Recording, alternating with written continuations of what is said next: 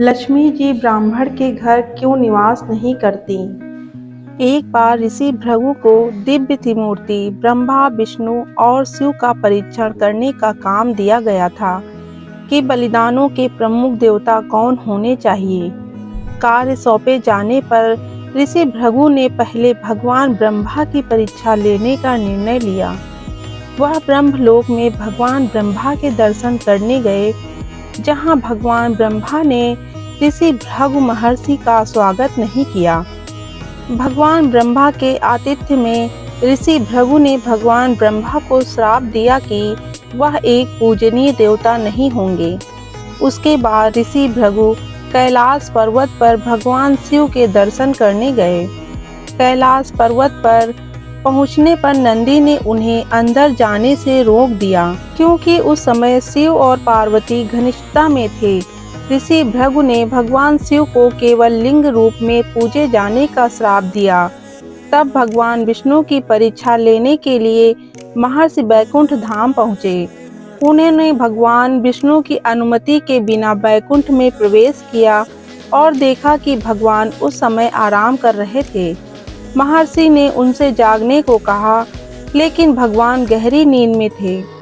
भगवान की ओर से कोई प्रतिक्रिया न देखकर ऋषि भृगु ने भगवान विष्णु की छाती पर प्रहार किया।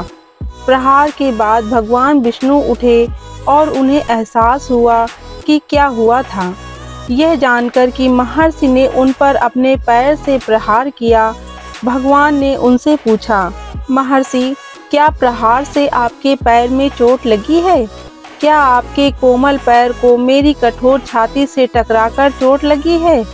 भगवान विष्णु के विनम्र शिष्टाचार को देखकर ऋषि भृगु प्रसन्न हुए और उन्हें त्रिदेवों में श्रेष्ठ घोषित कर दिया। लेकिन जिस स्थान पर भृगु ऋषि ने छाती पर लात मारी थी, वहां देवी लक्ष्मी का निवास था। भगवान विष्णु को श्रीवत्सा भी कहा जाता है। श्रीवत्सा का अर्थ है श्री का प्रिय। देवी लक्ष्मी, यह विष्णु की छाती पर एक निशान है जहां उनकी पत्नी श्री लक्ष्मी निवास करती हैं। देवी लक्ष्मी को लगा कि ऋषि भृगु ने उनके घर में लात मार दी है और वह ऋषि भृगु द्वारा भगवान विष्णु और स्वयं के प्रति प्रदर्शित अनादर को बर्दाश्त नहीं कर सकी। इसलिए उन्होंने उन्हें श्राप दिया कि अब से वह कभी भी ब्राह्मणों से मिलने नहीं जाएंगी और वे सभी धन के अभाव में रहेंगे। देवी लक्ष्मी को यह श्राप सुनकर महर्षि ने उन्हें अपनी यात्रा के वास्तविक स्वरूप के बारे में बताया।